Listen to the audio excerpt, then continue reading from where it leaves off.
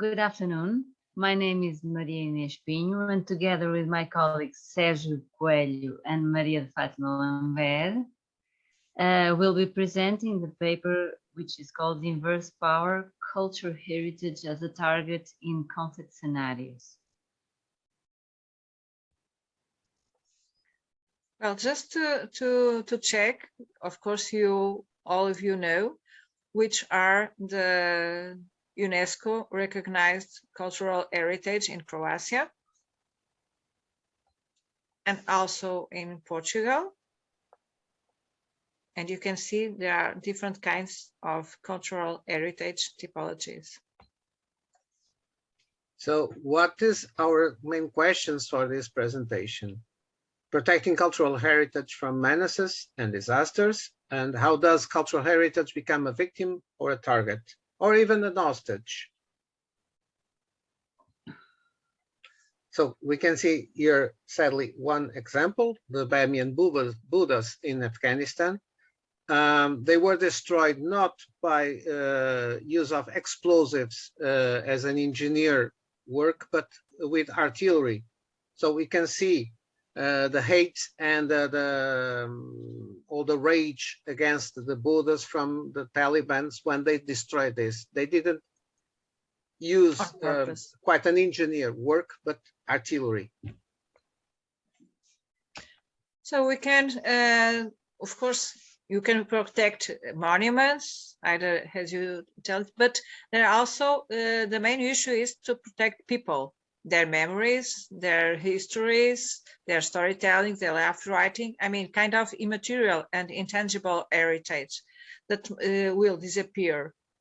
And also, as in a way of global history, what if each target had all been destroyed, or the Eiffel Tower during the Second World War?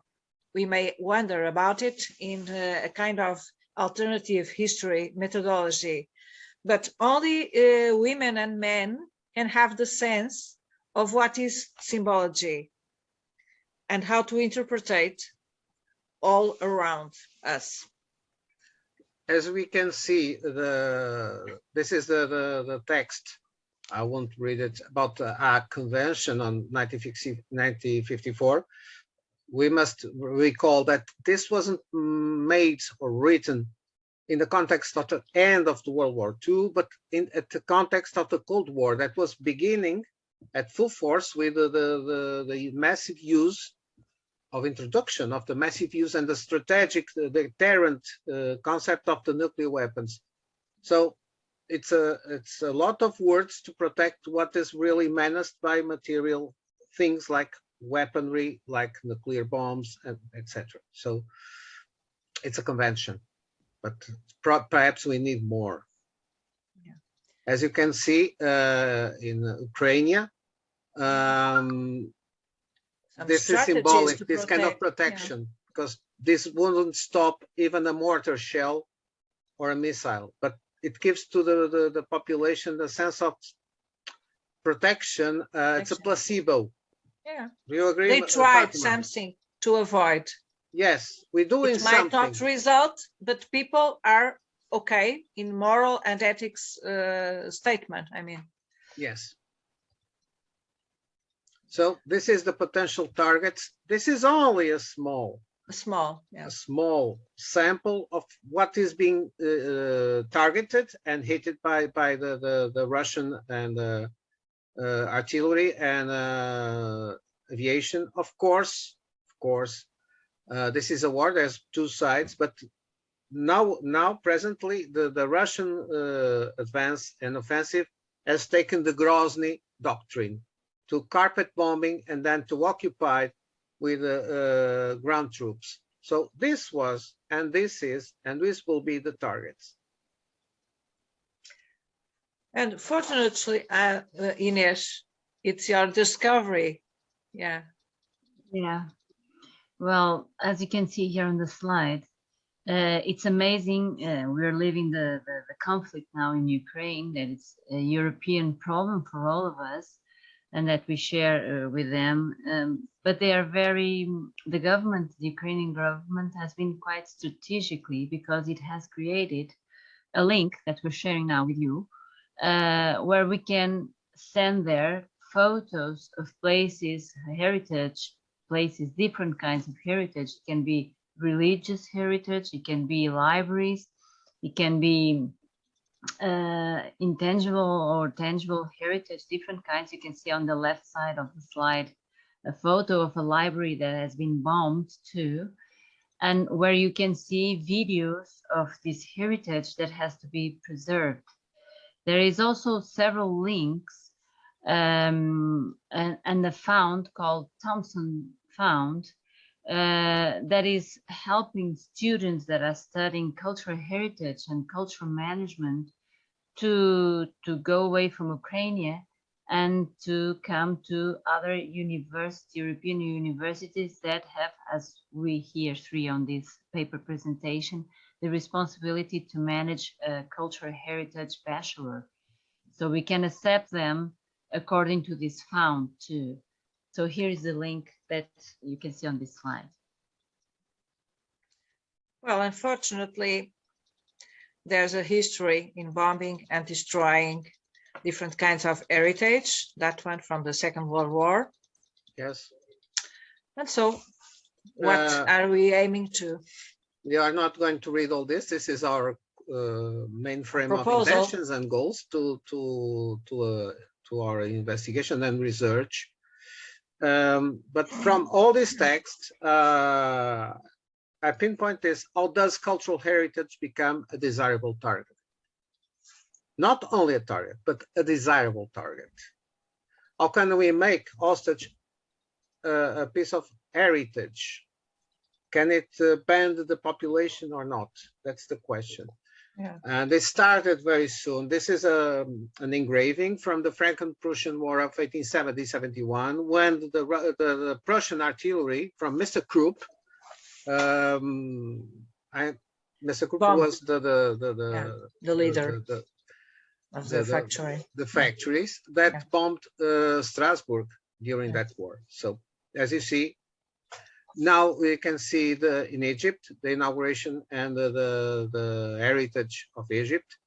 And this image is quite symbolic because we have the funerary mask protected by an Egyptian soldier. It's not a policeman, it's a soldier.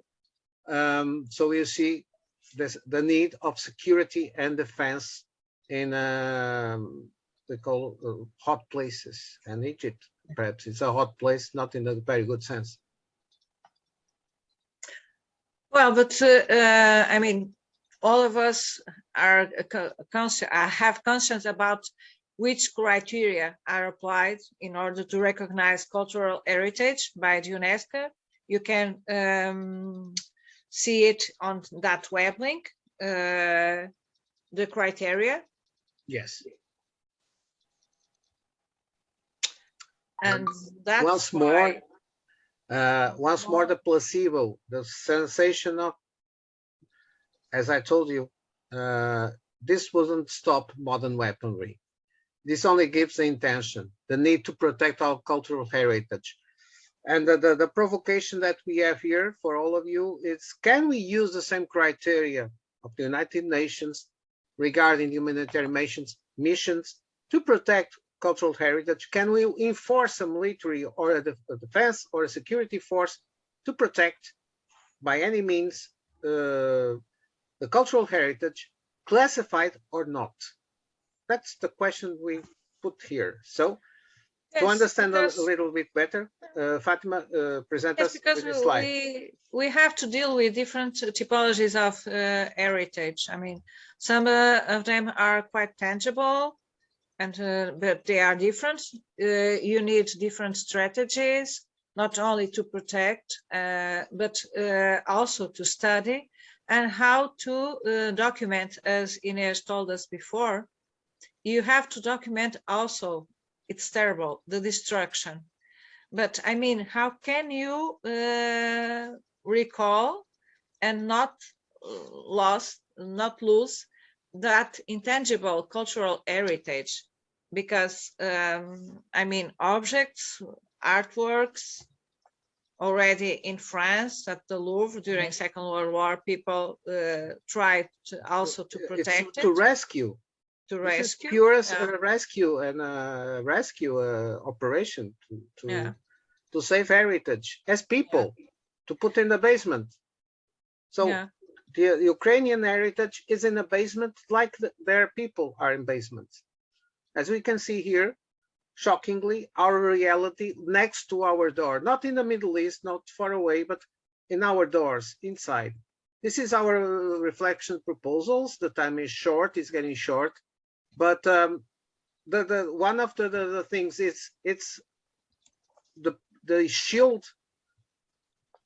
We had some kind of human shields examples, and now we can consider that heritage can become a shield to protect or not.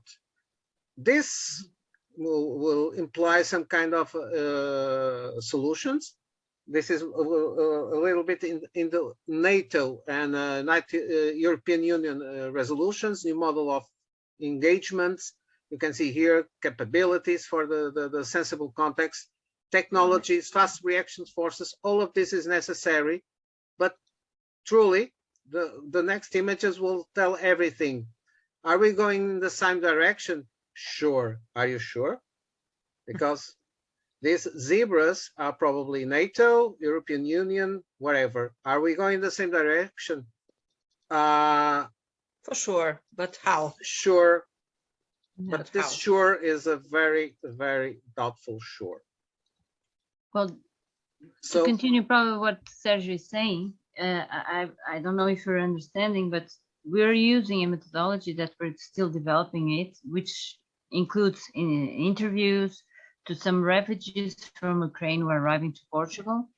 And besides this bibliography that we're sharing with you, but also what is emerging from our study from now is that we have at the same time a fragile heritage and a powerful heritage. Yeah. And this is the reflection we want to bring here too. Yes, People. Sergio, please continue. Yes, Yes, we have to consider people. People are heritage, their memoirs, their stories, their life writing, their feelings towards all those monuments and places, which have a kind of symbolic interpretation that only mankind are able to recognize. So to enjoy cultural heritage, you have to have people. Otherwise, it's a nonsense. So that's why, as Inês told us, it's important to speak with those peoples and try to document their testimonies about it. It's another methodology. and not to allow and to finish, because I think we're past a few minutes from the limit, and we ask for your forgiveness. But it's important to defend people, that these people that creates heritage. Heritage doesn't come from the air. It's not from spontaneous birth. So we finish up with this example of Aleppo. We could use Ukrainian examples, but this one is from Aleppo. Yeah. So thank you very much for your attention. And once more, our excuses for the passing over the time. Just 1 minute more. And so thank you very much. I hope you enjoy, and all these questions will be of course treated in our project and in our paper. Thank you very much. Thank you very much in the name of all of three. Thank you. Peace to everybody. Peace.